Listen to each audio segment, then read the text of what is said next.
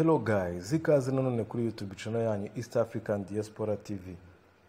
Niba ukunda ibiganiro tukugezaho reba ko wakoze subscribe kugira ngo ujye ubasha kudukurikirana. Inkuru rero nta yindi twese dufite cyangwa se dufite amatsiko ni ya Félicien Kabuga watawe muri yombi.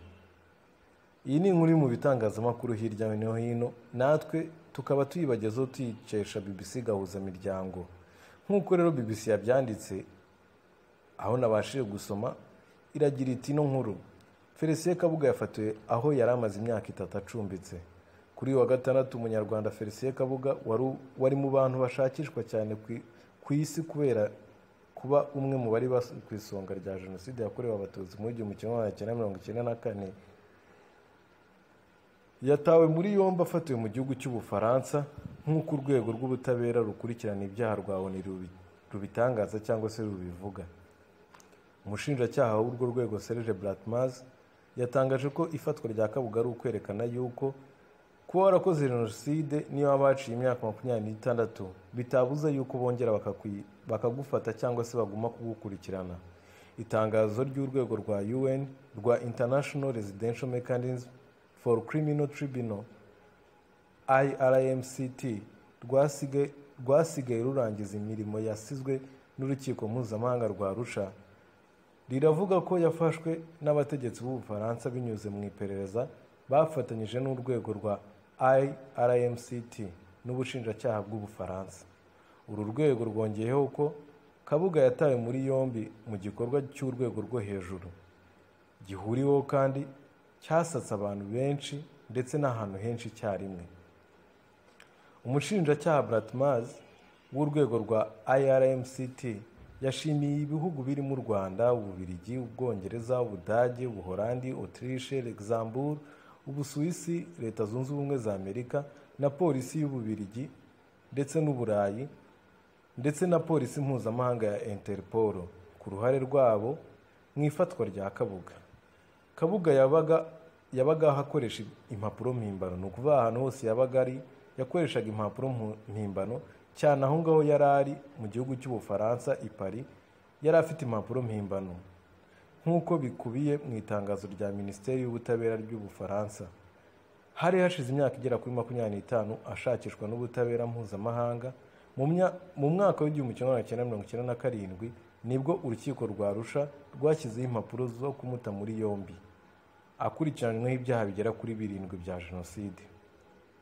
Niwe munyarwanda ushakishwa cyane cyangwa se washakishwaga cyane n'ubutabera ndetse na Leta Zunze Ubumwe za Amerika zashyizeho amafaranga asaga miliyoni 5 z'amadolari ku wari buzamufate cyangwa se wari buzamenyekanisha ahari. Wakibaza ngo operasiyo cyangwa se ifatwa rye ryagenze gute? Ni gute umuntu wari umaze imyaka igera kuri 25 byari bigoye kumufata cyangwa se kuri inshuro bamufashe? Operasiyo yo kumufata rero yagenze ite? Ibiro by'ubushinjacyaha bw'Ubufaransa n'igipolisi bivuga ko Bwana Kabuga yari afite umwirondoro mpimbano aba muri imwe mu nzu iri mu igorofa ya apartment abifashijwemo n'abana be. Uyu munsi kuwa gatandatu saa 12:30 za mu gitondo, no kuvuga ku itariki 16 z'ukwa gatanu ku isaha y'i Paris, ari nayo masaha u Rwanda rwariho, nibwo yafashwe n'abajandarumuri bamusanze mu nzu yari acumbitsemo. Umushinjacyaha Amaze w'urwego rwa IRMCT yavuze ko ari operasiyo ihambaye yayobowe neza aho bamushakishije icyarimwe ahantu hatandukanye.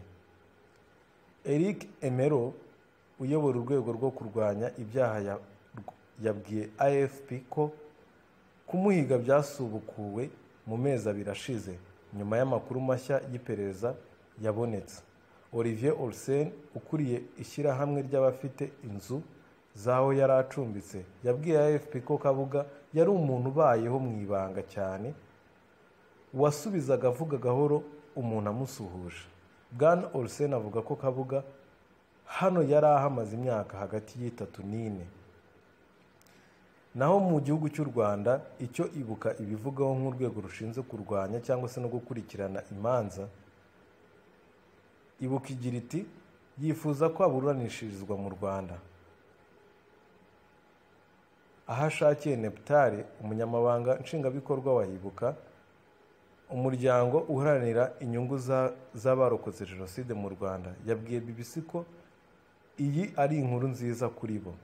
Bwana Yishakiye yagize ati nka ibuka twashimishijwe n'iyi nkuru ko Kabuga akurikiranyweho uruhare rukomeye muri jenoside yakorewe abatutsi abantu benshi bagatakaza ubuzima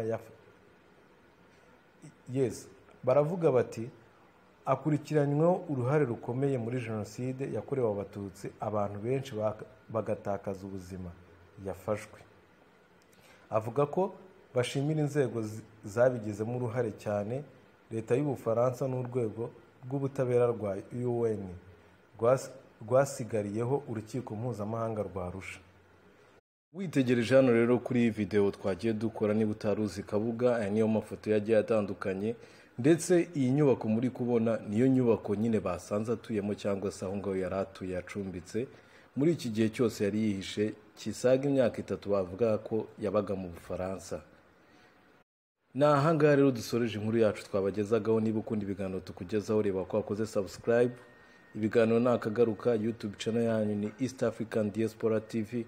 Tubategura inkuru zigiye zitandukanye, ndetse turabizeza yuko andi makuru mashyashya yasohoka ku ifatwa rya Kabuga cyangwa se ibindi bikurikira tuzabasha kubibagezaho. Ibiganiro nakagaruka. Ciao ciao.